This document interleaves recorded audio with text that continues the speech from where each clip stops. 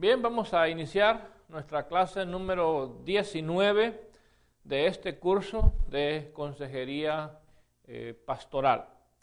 En la clase pasada estuvimos estudiando las etapas del desarrollo de una familia. Empezamos con la búsqueda de pareja, luego la boda, los recién casados, los niños adolescentes, luego los jóvenes dejando el hogar, el nido vacío, la edad adulta y luego la viudez y paso final.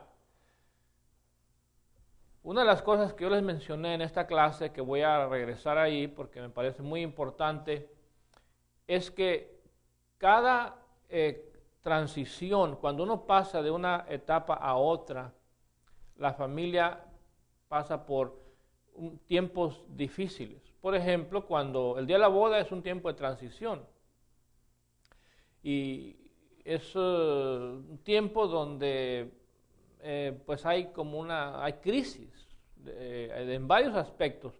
Hay una descarga inmensa de emociones, hay un desgaste físico, cansancio, y también hay aspectos financieros. La pareja invierte mucho dinero bueno, depende, algunas personas más, otros menos, pero hay una inversión en el día de la boda. Entonces, hay varios factores que hacen esa etapa, pues, esa transición, algo pesado, que ya una vez que pasa, la pareja como que se relaja, pero cuando llega el primer niño, es lo mismo. Otra vez, pasar de una pareja sin niños a una pareja con niños es un tiempo de transición. El día del nacimiento, por un lado hay mucha felicidad, mucha alegría tener un niño en casa, pero por otro lado es el inicio de una etapa nueva y hay que ajustarse a esa nueva realidad.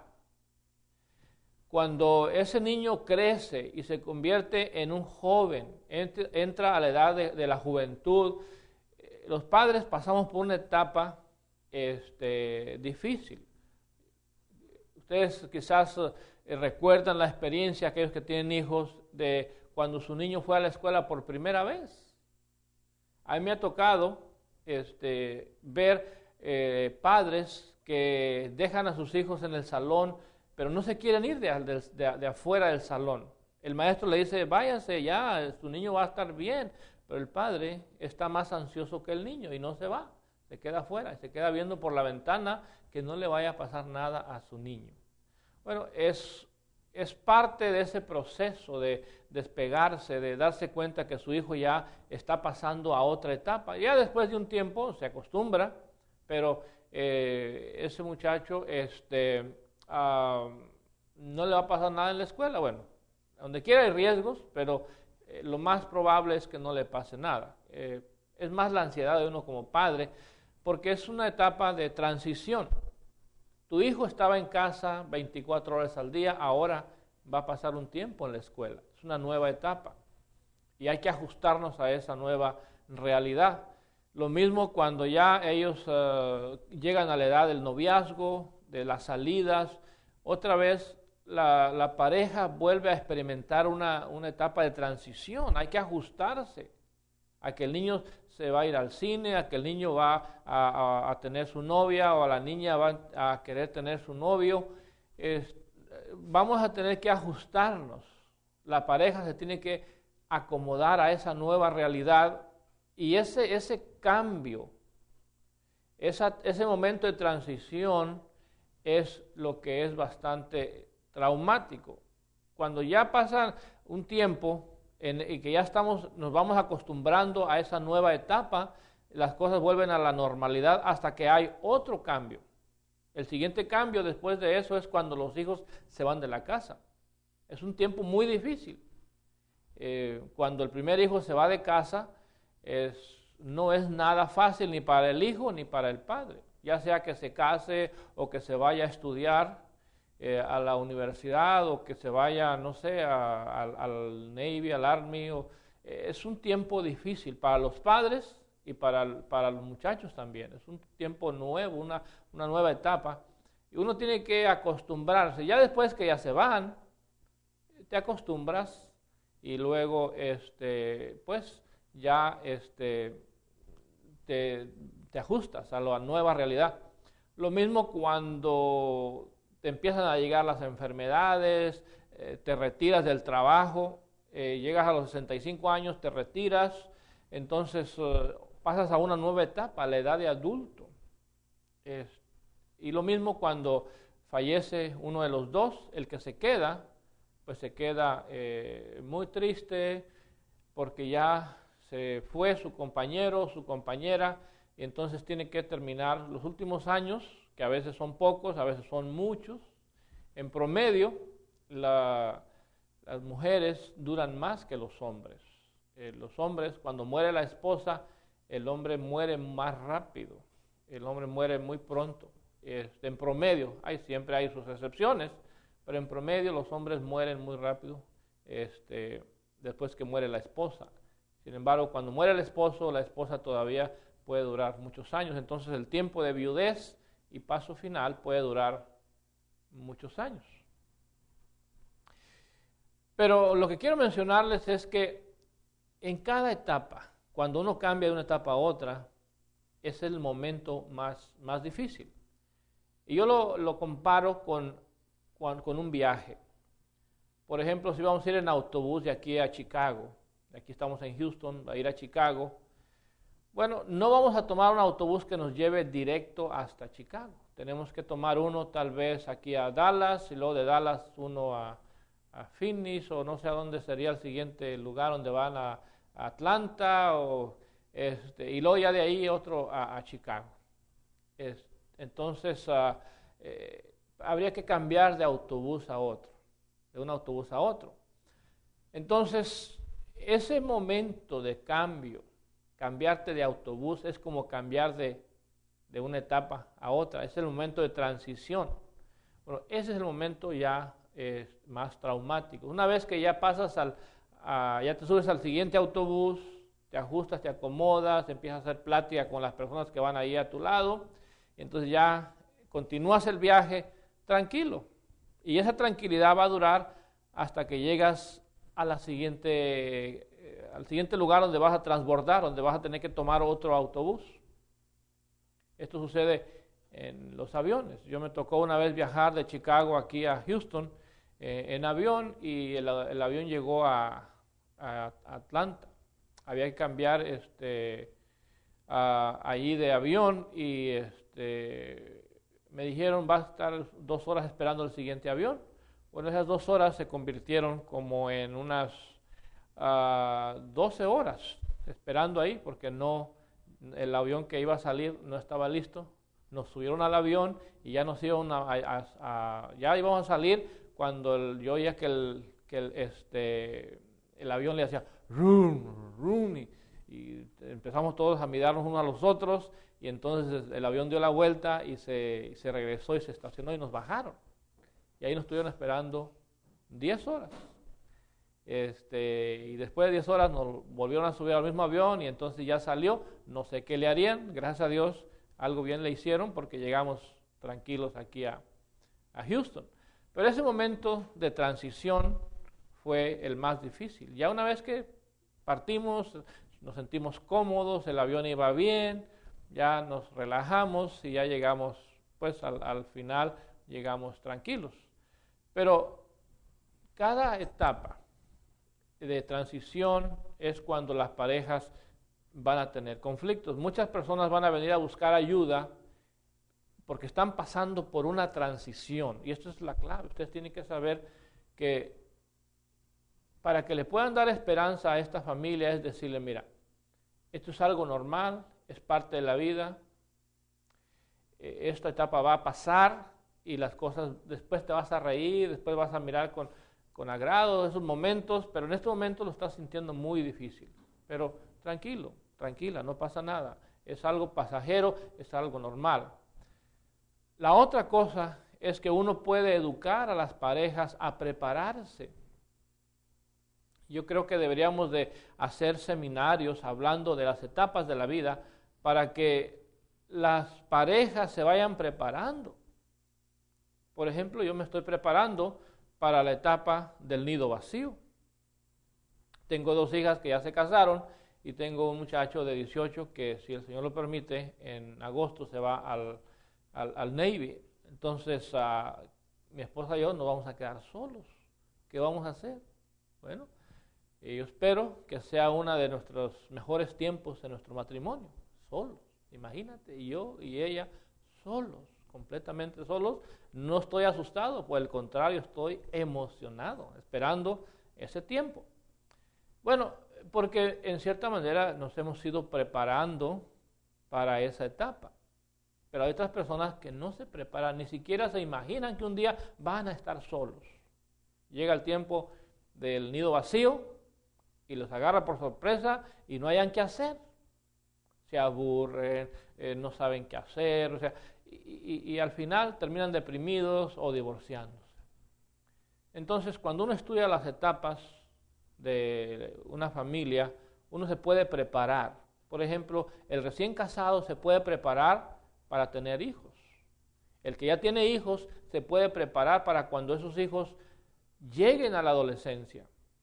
Cuando ya los muchachos están en la adolescencia, se puede ir preparando para cuando esos hijos empiecen a quererse ir de la casa. Y así, por ejemplo, una de las cosas que hay que prepararnos es para cuando lleguemos a la edad adulta.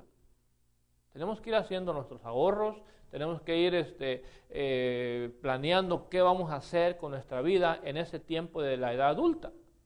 Porque si no, nos va a sorprender la edad adulta y no vamos a estar preparados. Entonces, el estudio de las etapas de un desarrollo de la familia nos deben servir como forma de prepararnos para la siguiente etapa.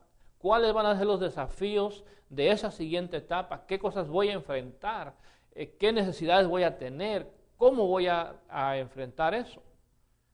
Nosotros para nuestra vida de adultos estamos haciendo preparativos. Tenemos un ahorrito aquí, una aseguranza acá. Estamos planeando porque si el Señor nos lo permite y estamos aquí, todavía Él no ha venido por nosotros, entonces nosotros vamos a prepararnos como si fuéramos a vivir aquí. Si Él viene y nos lleva, magnífico.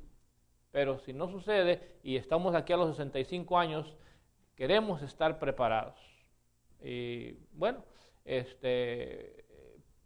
porque es parte de la vida. Tenemos que hacer preparativos. Si yo quiero disfrutar de esos años, o no solamente disfrutar en forma egoísta, si yo quiero que esos años los pueda yo dedicar más entero al Señor, más completo, primero tengo que cuidar mi salud. Porque si no cuido mi salud, a los 65 años ya no voy a servir. Ya no voy a poder servir al Señor, porque estoy enfermo y todo, más bien voy a estar necesitando que otros me atiendan. Pero si yo me cuido, hago ejercicio, cuido mi alimento, voy al médico, me hago mis exámenes, todo eso me va a ayudar a estar más saludable y voy a poder servirle mejor al Señor. Entonces, uno tiene que prepararse físicamente, financieramente, emocionalmente, socialmente. Uno tiene que estar integrado a alguna iglesia, a algún lugar donde tú puedas recibir apoyo y dar apoyo. Ser parte de una comunidad que te ayude a prepararte para esa etapa, para que sientas el apoyo y también tú puedas servir de apoyo a otros. Lo que yo quiero mencionar es que hay 2 tipos de familias. La familia, primero déjeme decirle esto. Todas las familias experimentan algún tipo de estrés en los tiempos de transición. Todas las familias sienten ese cambio, les afecta. Todas. Sin embargo, hay 2 formas de reaccionar. Una es la familia saludable. ¿Cómo reacciona una familia saludable ante el estrés de una transición? ¿Cómo reacciona una familia saludable ante las crisis, ante los problemas de una transición? Pero también tenemos a las familias que no son saludables. ¿Cómo reaccionan? Y hay 2 diferentes reacciones. Por ejemplo, La familia saludable reduce el impacto del estrés o reduce el estrés. Mientras que la familia que no es saludable multiplica el estrés. En otras palabras, cuando llega el hijo, la familia saludable absorbe el impacto, se acomoda con flexibilidad a esa nueva realidad y no sucede una tragedia. Mientras que la familia que no es saludable, cuando llega el hijo, no solamente recibe el impacto de tener un hijo, sino que multiplica las consecuencias y está demasiado ansioso, se están peleando, o sea que la familia no reacciona de una manera saludable. ¿Por qué? Porque no posee la madurez necesaria que ya describimos nosotros en las clases anteriores de lo que es una familia saludable. Entonces, la familia saludable reduce el impacto de una transición, mientras que la familia que no es saludable lo multiplica. Bien, entonces ahora llegamos a la siguiente parte, que es donde vamos a hablar del estrés. En cierta manera está relacionado a lo que acabamos de ver. Sin embargo, ahora vamos a ver esto de un punto de vista más amplio. No solamente lo que le sucede a la familia, sino todos los factores que surgen o que están alrededor de una familia. Por ejemplo, nosotros vamos a hablar de dos tipos de estresantes. Déjenme definir el estrés. El estrés es la reacción del cuerpo, del organismo, ante un estresante. Un estresante es algo que pone presión sobre nosotros y lo que experimentamos como respuesta a esa presión que sentimos, eso se llama estrés. O sea, el estrés es la respuesta a un estresante. Cuando yo recibo el impacto de algo externo o algo interno, si yo, por ejemplo, traigo un pensamiento negativo, eso se puede convertir en un estresante. Y luego puedo yo sentirme muy estresado. Pues estoy sintiendo mucho estrés. El estrés es lo que la sensación, lo que siento debido a ese pensamiento que me persigue, me perturba continuamente. Entonces el cansancio que yo siento es el estrés, pero viene como resultado de ese pensamiento que no me deja descansar. Bueno, tenemos dos tipos de estresantes. Y uno de ellos son los estresantes heredados. O sea, estresantes de la herencia. Estresantes que nosotros no hicimos nada para que sucedieran. Son características del pasado, son asuntos del pasado que afectan el presente, pero que son una variedad muy amplia. O sea, son muchas cosas que hay en el pasado que de alguna manera se vienen como una carga, como un peso sobre nosotros y que nos ponen estrés, o sea, nos causan estrés, porque son estresantes que vienen del pasado, son parte de la herencia. Y vamos a ver algunos de ellos. Por ejemplo, los estresantes heredados, primeramente podemos hablar de los factores individuales.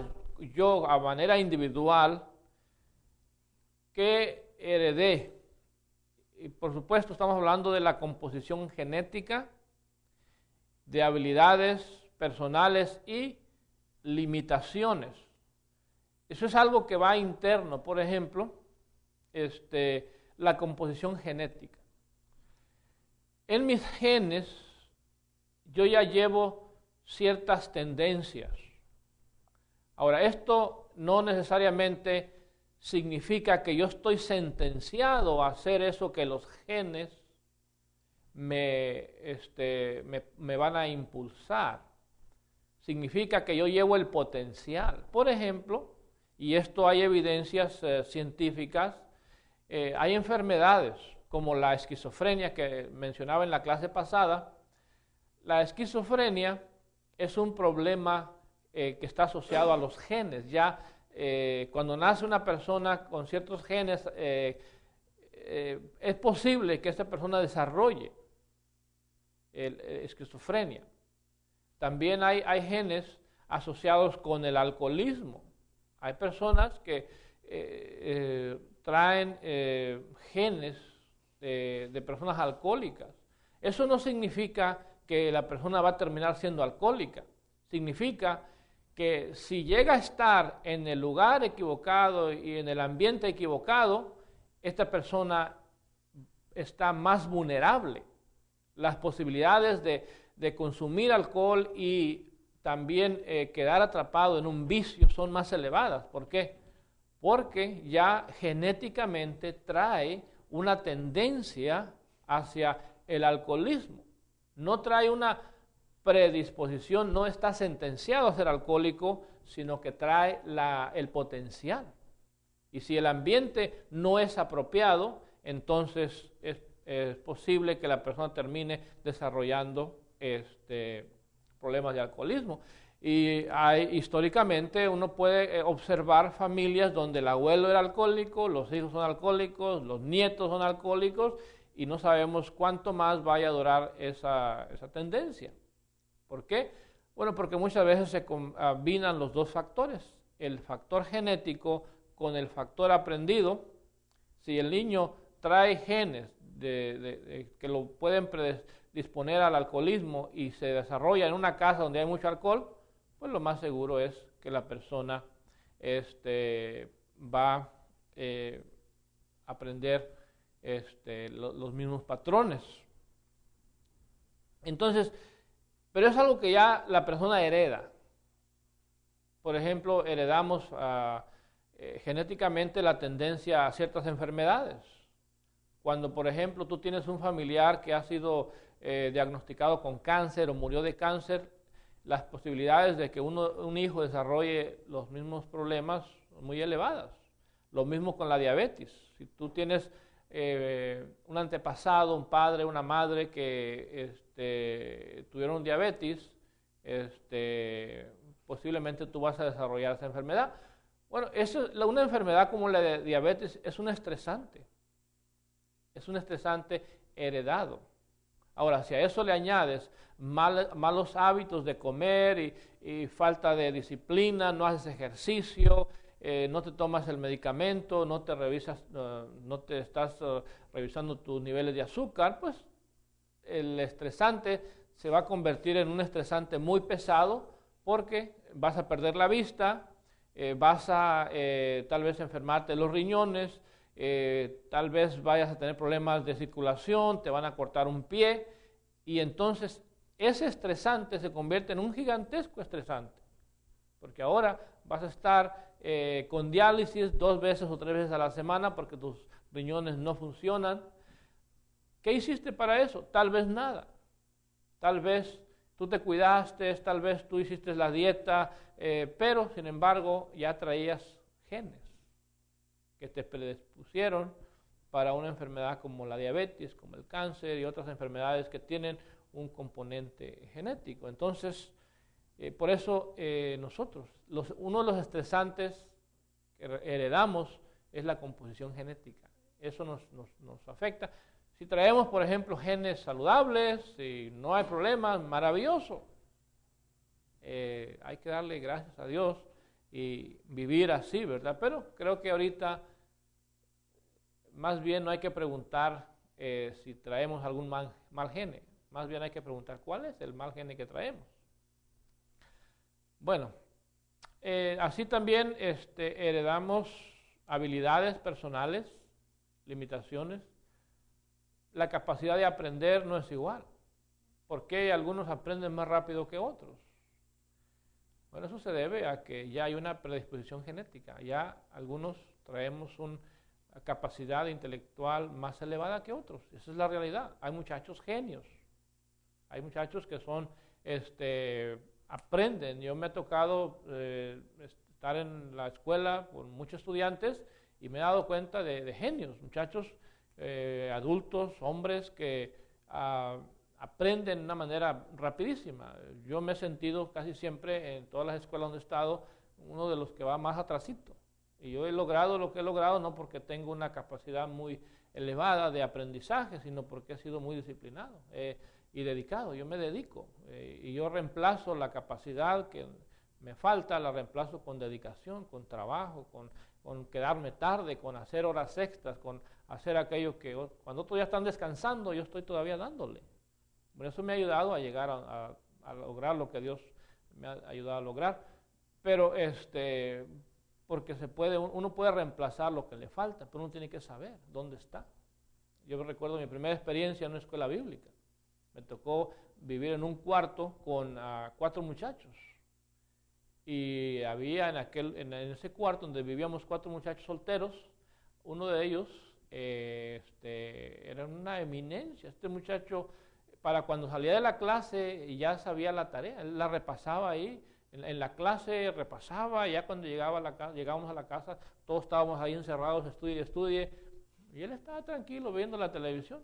Y le decíamos, ¿no vas a estudiar para la clase? Oh, ya me lo sé. Y sí, era una eminencia. Otro de los factores o estresantes heredados es el núcleo familiar, las vivencias. Hay suficiente evidencia que lo que uno vive tiene un efecto en la forma en que nosotros nos comportamos en la vida de adulto. Por ejemplo, si en la casa hubo violencia, las posibilidades que yo desarrolle conductas violentas son muy elevadas. Si en mi casa hubo personas que tenían problemas de adicción, eso aumenta las posibilidades que yo desarrolle una adicción. Si en mi familia hubo personas con problemas de depresión, bueno, es lo mismo. Eso aumenta las posibilidades de que yo desarrolle algún tipo de depresión. O sea que estas cosas yo las heredé.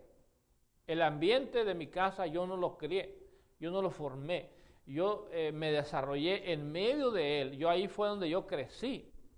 Y ese ambiente tuvo un impacto en mi forma de ser, positivo o negativo. Entonces, por eso es un estresante del núcleo familiar. La familia afecta, ya sea positiva o negativamente, a los niños, a los miembros de ese hogar. Ahora, de que nosotros podemos cambiar eso cuando somos adultos, claro que sí, pero se requiere primero darse cuenta de qué manera el ambiente nos afectó y cuáles son los cambios que yo debo realizar. Y muchas veces se tienen que llevar muchas experiencias y muchas veces fracasos para poder uno despertar a darse cuenta de que estamos actuando igual que en la casa donde nosotros nos creamos. Estamos repitiendo aquello que nosotros aborrecíamos, porque cuando éramos niños odiábamos oír a papá y a mamá pelear y gritarse o golpearse. Sin embargo, ahora que ya nos casamos, estamos haciendo lo mismo. ¿Por qué? Porque lamentablemente eso fue lo que aprendimos. Ahora, de que podemos ser diferentes, claro que sí.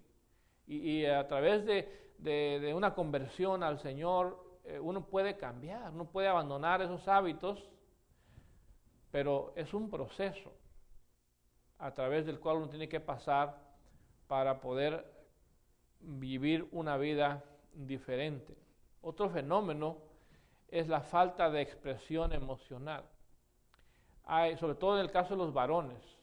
Hay varones que jamás recibieron una caricia de sus padres. Nunca los abrazaron, nunca les dieron cariño, no saben. Entonces, ¿cómo van a poder dar algo que ellos no tienen, algo que no han recibido? El cariño se aprende. Dar cariño es algo que se aprende. Y cuando uno no ha aprendido a recibir cariño, entonces, ¿cómo podemos dar cariño? Entonces, y esto nos sucede más a los varones. A las niñas, de alguna manera, su forma de ser atrae más el cariño de las personas, pero en el caso de los varones, a veces no nos han dado mucho cariño. Entonces, por eso nuestras esposas, algunas se quejan de que no somos cariñosos, de que somos como hielo, somos una piedra. No sale nada bonito de nosotros hacia ellas. Entonces, pero eso se aprende en casa. La falta de ser expresivo es algo que se aprende o no se aprende en casa. Si no aprendes a ser expresivo, puedes aprender en la vida de adulto. Claro, a mí me ha tocado enseñar personas a ser expresivas. En mi oficina les he dicho, a ver, yo quiero que haga una prueba. Tóquele la mano a su esposa, a ver qué siente. A ver, dele un abrazo. A ver, mírele a los ojos y dígale algo bonito. Y claro, la persona se siente incómoda, pero aprende. La siguiente sesión le vuelvo a hacer lo mismo. Ahora otra vez, tóquele la mano, dele un abrazo, véale a los ojos, dígale unas palabras bonitas. La persona tiene que aprender. Y alguien le tiene que enseñar. Y a veces la esposa le puede enseñar. Yo le digo, mire, ve a su esposa, ella le va a demostrar cariño, aprenda de ella. Y le pido a la esposa, a ver, haga algo natural, algo que a usted le nazca en este momento, decirle a su esposo, hágale sentir que usted lo quiere, que él vale mucho y que él merece un abrazo de parte suya, un beso, lo que usted quiera hacer aquí en mi oficina. Y las señoras lo hacen. Y entonces ahí es como la pareja aprende una nueva forma de demostrarse amor, cariño, cosa que a veces si no hay quien les enseñe, no lo aprenden y las parejas sufren. Pero ¿de dónde viene ese fenómeno? De que en la casa no nos enseñaron. Entonces, el núcleo familiar tiene un impacto muy fuerte en nuestra formación. La falta de espiritualidad también. Si en la casa nunca se habló de Dios, pues entonces, ¿cómo van a heredar el concepto de Dios? ¿Cómo van a creer en Dios? Dice la Escritura, ¿cómo oirán sin haber quien les predique?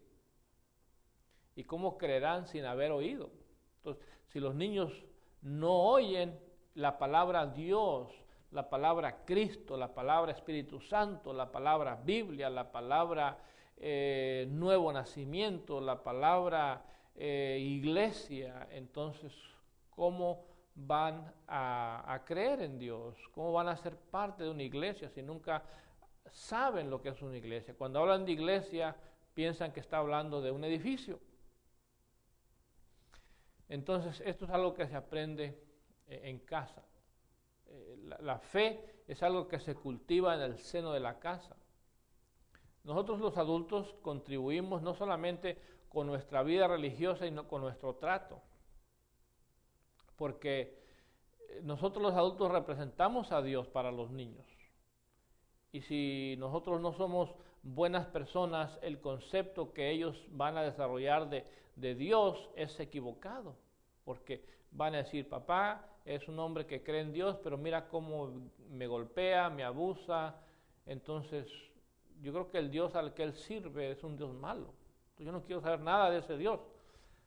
Pero si nosotros somos buenas personas, los tratamos bien, los educamos, los cuidamos, los respetamos, entonces el concepto que ellos van a ir formándose de Dios va a ser un concepto más saludable.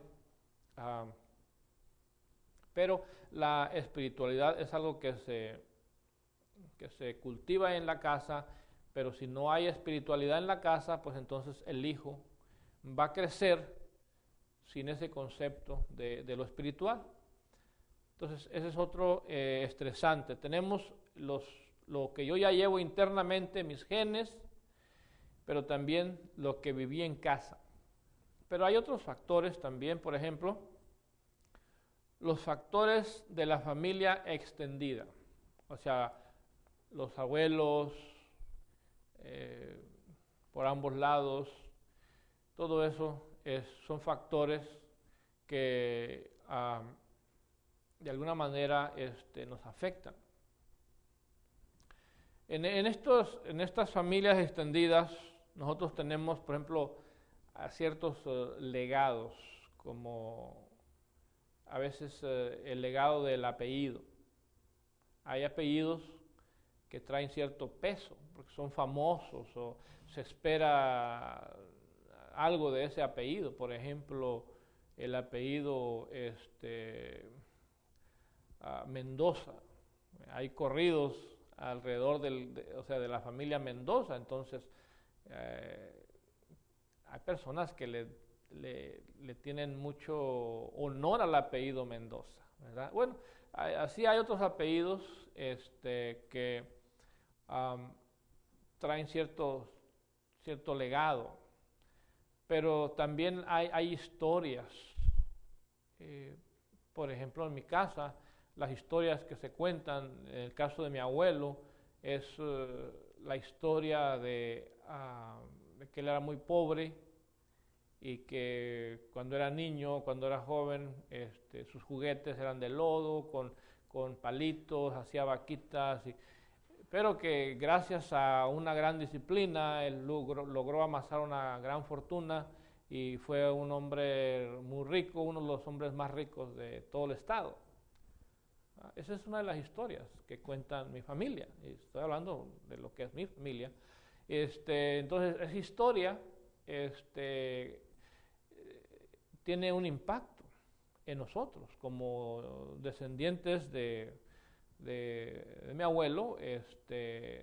Esa historia es algo que nos toca muy personalmente, porque si él lo logró hacer eso, entonces, por ejemplo, yo en mi caso digo, ¿por qué yo no? ¿Por qué yo no poder lograr algo así? Si él logró salir de la nada, entonces ¿por qué yo no hacer lo mismo? Entonces,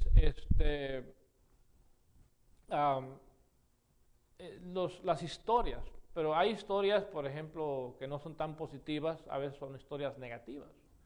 Historias, por ejemplo, de venganzas, historias de tragedias, historias de suicidios, historias de fracasos. Todo eso tiene un efecto negativo, porque las historias se transmiten y se quedan grabadas en el inconsciente del individuo y de alguna manera le afectan en su vida de adulto. Por eso uno tiene que tener mucho cuidado las historias que uno cuenta. Yo tengo mucho cuidado, bueno, ahorita ya no, ¿verdad? Pero antes de contar cosas de mi niñez. Una vez yo conté la historia de que yo me había ido de mi casa a los 11 años y que anduve un tiempo en la calle. Y bueno, cuando mi hijo tenía más o menos exactamente la misma edad, 11 años, un día se le ocurrió la brillante idea de también irse de la casa. Y bueno, lo bueno que en el caso de él fue solamente una noche que estuvo perdido y lo encontramos en la casa de unos amigos, pero una noche nos mantuvo sin dormir porque no lo hallábamos. Bueno, yo en cierta manera me siento como hasta culpable porque una de las historias en mi casa es esta, que yo de niño yo fui un muchacho de la calle y pues yo creo que eso de alguna manera dijo, bueno, si mi papá lo hizo, yo por qué no, ¿verdad? Las historias es algo que uno hereda. Yo he heredado historias de mis abuelos, pero también yo ahora estoy heredando mis propias historias.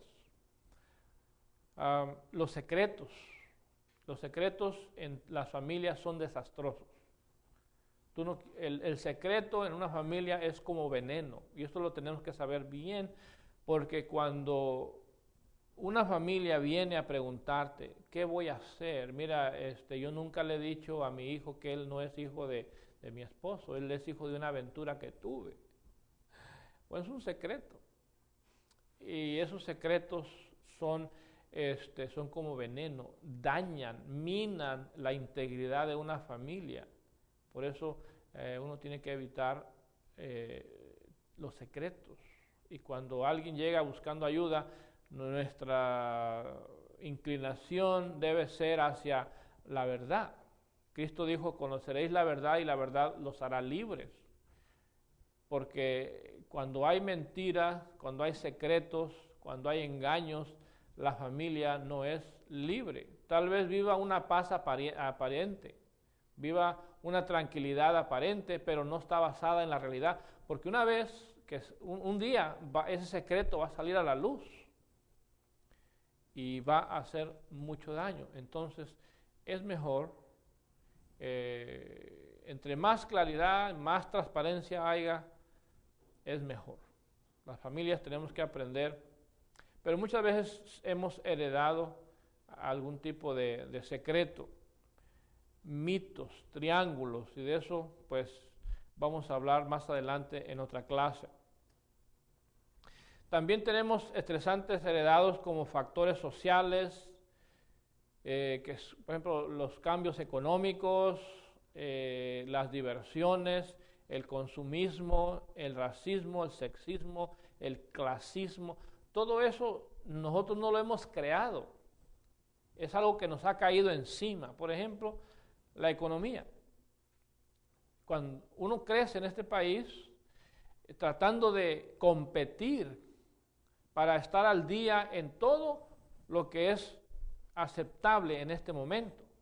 Ahorita la cultura aquí en Estados Unidos, tal vez otros países sean diferentes, pero aquí todo el mundo tiene que tener su carro, donde vivir, ya sea rentado o comprado una casa, tiene que tener todos los servicios, agua, luz, gas, tiene que tener su celular, tiene que tener internet, tiene que tener al menos 2 carros, tiene que tener sus televisiones, o sea, tiene que estar produciendo cierta cantidad de dinero al mes para poder darse el lujo de vivir como viven todos. Ahora, esto, pues nosotros no lo creamos, nosotros lo heredamos. Lo mismo las diversiones, ahorita hay tanta diversión, el cine, aunque eso ya está pasando de moda, ahora lo más moderno es los DVDs, que también están pasando de moda, el cable en la casa, satélite, películas, ahora ya puede uno ver películas en su celular, en tanto aparato electrónico que tenemos. Todo eso es parte de lo que hemos heredado. Pero también la tendencia a consumir, a comprar cosas. Tenemos los garajes llenos de cosas que nomás compramos, usamos un tiempo y ya no lo queremos. Por eso hay tantas ventas de garaje, ¿verdad? Porque hay que estarnos deshaciendo de todo aquello que todavía está bueno, pero ya no nos gusta. Ropa, zapatos, adornos de casa, tantas cosas que nos han que hemos comprado solamente porque se miran bonitos en un momento, después nos fastidian y hay que tirarlas. Es parte del consumismo. Pero hay otros problemas como el racismo. Vivimos en una sociedad que pues nos afecta, el racismo.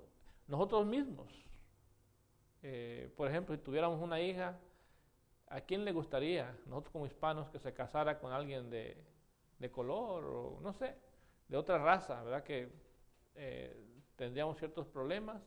No es que seamos racistas, ¿verdad? Pero de alguna manera no queremos la mezcla.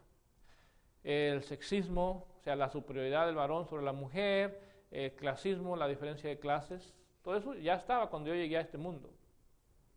Y que me afectan muchas de estas cosas tremendamente. Pero bueno, vamos a terminar aquí. La próxima clase vamos a hablar sobre los estresantes del desarrollo.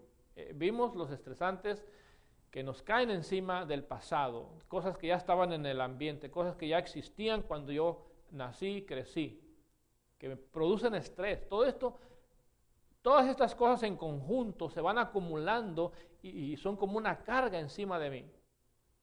De tal manera que por eso a veces andamos tan cansados, hasta medios jorobados. ¿Por qué? Porque llevamos una tremenda carga de estresantes y eso nos produce estrés.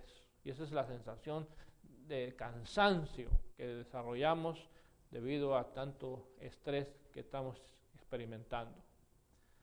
Bien, terminamos aquí esta clase y nos vemos en la próxima. Que el Señor le bendiga.